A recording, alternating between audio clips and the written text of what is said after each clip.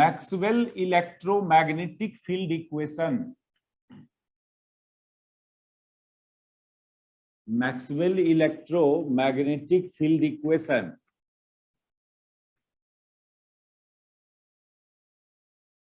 Maxwell क्या किया था, इलेक्ट्रिसिटी में जितने भी लॉज है उस लॉज को वो मैथमेटिकली कन्वर्ट किया, उसको 4 इक्वेशन बना और वो अपना नाम दे दिया उस चारों इक्वेशन को, Maxwell electromagnetic field equation. Main काम इसका कंट्रीब्यूशन, पहला स्टार्टिंग कंट्रीब्यूशन यही था कि जितने भी लॉज है इलेक्ट्रिसिटी एंड मैग्नेटिज्म में, कौन कौन लॉज है इलेक्ट्रिसिटी एंड मैग्नेटिज्म में। सबसे पहला तो कूलम्स लॉ जानते हो आप, कूलम्स लॉ, फिर गॉस लॉ। तो आप कूलम्स लॉ को छांट दो क्योंकि गॉस लॉ के अंदर कूलम्स लॉ ऑलरेडी एम्बेडेड हो जाता है। ये एक क्वेश्चन भी होता था, famous question, derive Coulomb's law from Gauss law. तो आप समझे कि ये गॉस लॉ ही है। और फिर है बायोट-सेवर्ट लॉ, बायोट-सेवर्ट लॉ को भी आप छांट देना क्योंकि एक बार गॉस लॉ अप्लाई करोगे इलेक्ट्रिक फील्ड के लिए तो ये कूलम्स लॉ देगा, और एक बार गॉस लॉ अप्लाई करोगे मैग्नेटिक फील्ड के लिए तो आपको बायोट-सेवर्ट लॉ दे देगा। इसलिए ओनली गॉस लॉ की बात करें, ये दोनों लॉ को पर्सनली बात नहीं करेंगे। ये दोनों लॉ इसी लॉ में एम्बेडेड होता है। When we apply Gauss law for electric field, we get Coulomb's law, and when we apply Gauss law for magnetic field, we get Biot-Savart law. उसके बाद एक है Faraday law, Faraday law of electromagnetic induction, और फिर है ampere circuital law.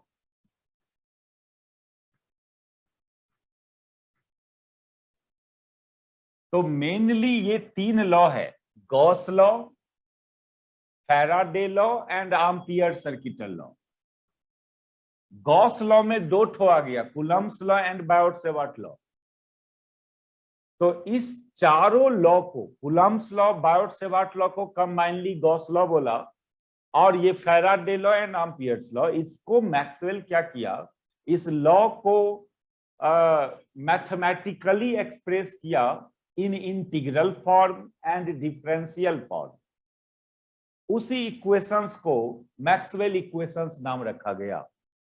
लेकिन इतना के लिए ये मैक्सवेल नहीं पॉपुलर है, खाली बस इस लॉ को mathematically integral form and differential form में एक्सप्रेस कर देना, इतना के लिए ये पॉपुलर हो ऐसा नहीं है। इसका मेन कंट्रीब्यूशन मैक्सवेल का कुछ अदर है जिस पर हम लोग पहुंचेंगे। सबसे पहले ये काम तो कर लें कि Maxwell express all laws of electricity and magnetism in integral and differential form. Then he get 4 equation called Maxwell electromagnetic field equation. चलो लिखो इसको, Maxwell express all laws of electricity and magnetism, लिखते चलो, Maxwell express all laws of electricity and magnetism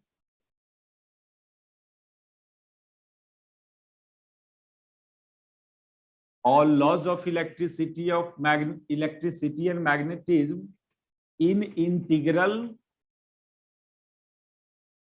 and differential form. In integral and differential form, then he get 4 equation. Then he get 4 equation called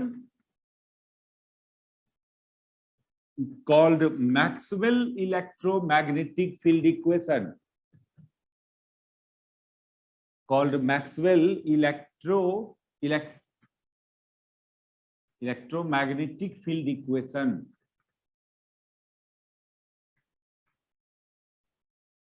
और एक बात और बोला Maxwell कि future में electricity and magnetism से कोई भी फेनोमेना डिस्कस करना हो मैथमेटिकली या थ्योरेटिकली, तो इसी चारों में से कोई सुटेबल इक्वेशन आप यूज करना, वो फेनोमेना आपका मैथमेटिकली डिस्क्राइब हो जाएगा।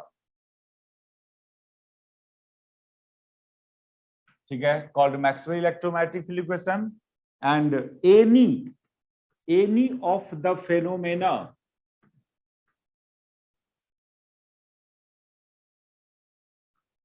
related with electricity and magnetism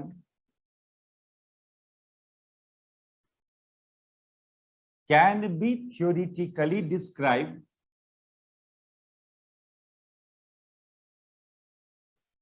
electricity and magnetism can be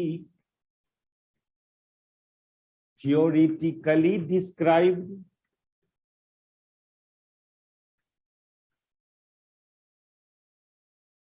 by using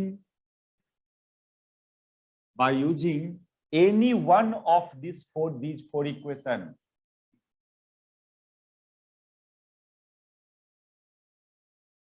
Any one of these four equations. ठीक है, जितने भी लॉज था, जनरली 4 गो लॉ, उस 4 लॉ को 3 ही लॉ बना दो, Gauss law, Biot-Savart law and Ampere's law.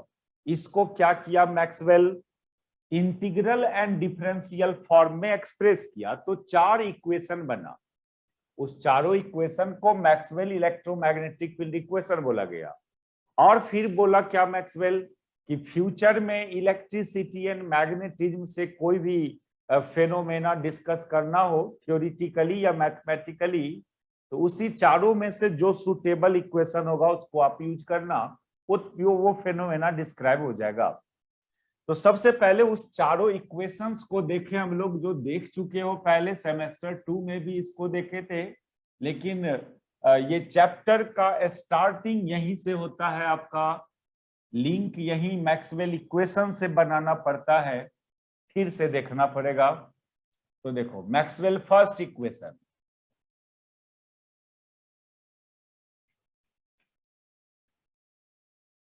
ये मैक्सवेल फर्स्ट इक्वेशन कहां से आता है, जब आप गॉस लॉ अप्लाई करोगे किस पर, इलेक्ट्रिक फील्ड पर। First Maxwell equation comes out from, first Maxwell equation comes out from Gauss law for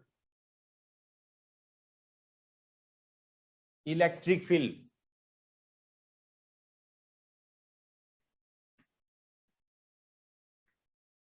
जब इलेक्ट्रिक फील्ड पर गॉस लॉ अप्लाई करोगे तो मैक्सवेल फर्स्ट इक्वेशन डिराइव होता है। और इलेक्ट्रिक फील्ड का गॉस लॉ क्या था कि इलेक्ट्रिक फील्ड वेक्टर का surface integral across a closed surface, surface integral of electric field vector across A close surface, जिसको आप फिजिकली फ्लक्स भी बोलते हो, इलेक्ट्रिक फ्लक्स भी बोलते हो आप इसको, ये बराबर होता है किसका, total charge enclosed bye epsilon not या इप्सिलॉन। वो तो डिपेंड करता है किस मीडियम के लिए बात कर रहे हैं। यदि एयर और वैक्यूम के लिए बात कर रहे हो तो यहाँ पर इप्सिलॉन यूज नॉट यूज करेंगे। कोई दूसरा मीडियम के लिए यदि गॉस लॉ लिख रहे हैं तो यहाँ पर इप्सिलॉन यूज होगा। जिस मीडियम के लिए आप लिख रहे हो उस मीडियम का अपना एब्सोल्यूट परमिटिविटी यहाँ डालना है। ये फॉर्मूला तब यूज करना फॉर एयर और वैक्यूम, फॉर एयर और वैक्यूम, और यही हो जाएगा आपका Q enclosed, charge enclosed bye epsilon for other medium. ये तो ओरिजिनल फॉर्म है गॉस थ्योरम का। मैक्सवेल बस क्या किया यहाँ पर, ये जो चार्ज इनक्लोज्ड है इसको वो इंटीग्रल फॉर्म में एक्सप्रेस किया। देखो कैसे, ये Q इनक्लोज्ड, ये ओनली वैलिड है किसके लिए? क्लोज्ड सरफेस पर का सरफेस इंटीग्रल के लिए। कोई क्लोज्ड सरफेस के क्रॉस आपको सरफेस इंटीग्रल निकालना हो तो गॉस थ्योरम अप्लाई करोगे। ये सरफेस इंटीग्रल है, डबल इंटीग्रल दे रहे हैं तो सरफेस इंटीग्रल। यहां पर चार्ज इनक्लोज्ड कैसे फाइंड करोगे? उस क्लोज सरफेस के अंदर का चार्ज इनक्लोज्ड। देखो, चार्ज दो तरह से डिस्ट्रीब्यूटेड हो सकता है, या तो डिस्क्रीट फॉर्म में डिस्ट्रीब्यूशन हो चार्ज का, या कंटिन्यूअस फॉर्म में। मान लो ये एक क्लोज सरफेस है और इस क्लोज सरफेस के अंदर दो चार गो चार्ज पार्टिकल रख दिया हम, Q1 minus Q2 plus Q3 इस तरह से, या बहुत सारे कुछ चार्ज पार्ट, ये डिस्क्रीट डिस्ट्रीब्यूशन हुआ। कुछ पार्टिकल्स है उसके अंदर, इस क्लोज्ड सरफेस के अंदर एक कुछ पार्टिकल्स है, कुछ चार्ज पार्टिकल है। तो इस केस में चार्ज इनक्लोज्ड कैसे निकालेंगे? सभी चार्जेज को अपने साइन के साथ ऐड कर देना। जितने भी चार्जेज है उसको अलजेब्रिकली ऐड कर दो अपने साइन के साथ, वो हो जाएगा चार्ज इनक्लोज्ड। लेकिन ऐसा भी हो सकता है कि चार्ज का डिस्ट्रीब्यूशन कंटिन्यूअस डिस्ट्रीब्यूशन हो। मान लो अंदर में हर जगह चार्ज है, ये पूरे वॉल्यूम में डिस्ट्रीब्यूटेड है चार्ज।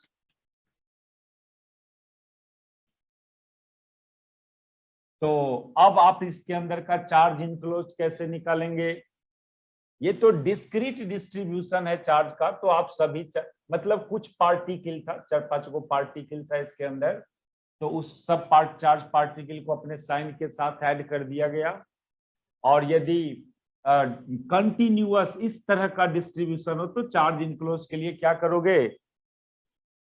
चार्ज इनक्लोज के लिए क्या करना? एक क्यूबिकल एलिमेंट लेना। एक क्यूबिकल एलिमेंट कंसीडर होगा इस आर्बिट्ररी वॉल्यूम में से, इसका वॉल्यूम मान लें dV, और जहां एलिमेंट लिए हो वहां पर वॉल्यूम चार्ज डेंसिटी मान लो रो। इस एलिमेंट के पोजीशन पर वॉल्यूम चार्ज डेंसिटी रो। एक छोटा सा क्यूबिकल वॉल्यूम लिया dV वॉल्यूम का, और इस वॉल्यूम एलिमेंट के पोजीशन पर चार्ज डेंसिटी रो, तो रो इंटू dV ये हो गया इस एलिमेंट के अंदर का total charge. Rho into dV, volume density into volume बराबर चार्ज होता है, ये तो एलिमेंट के अंदर का टोटल चार्ज हुआ। और आप इसी का वॉल्यूम इंटीग्रल कर देना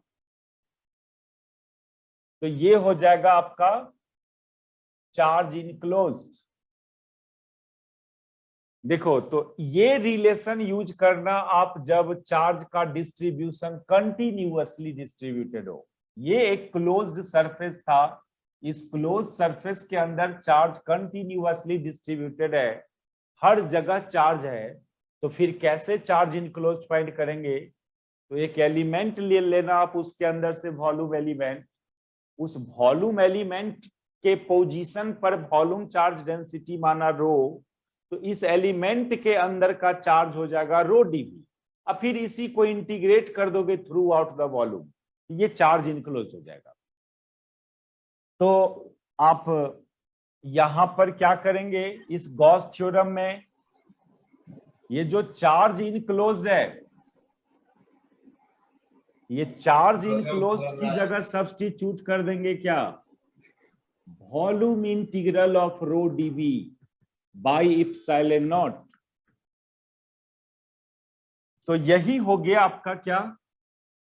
इसी को ये फिर से हम लिख दे रहे हैं, surface integral of vector E dot ds over close surface. यही एक मैक्सवेल, फर्स्ट मैक्सवेल इक्वेशन हो गया। कुछ नहीं, इसमें मैक्सवेल क्या किया? कुछ नहीं किया। मैक्सवेल, ये तो ओरिजिनल फॉर्म था गॉस थ्योरम का, कि surface integral of electric field equal to charge enclosed by epsilon not, ये तो ओरिजिनल स्टेटमेंट है। बस मैक्सवेल का काम क्या किया है?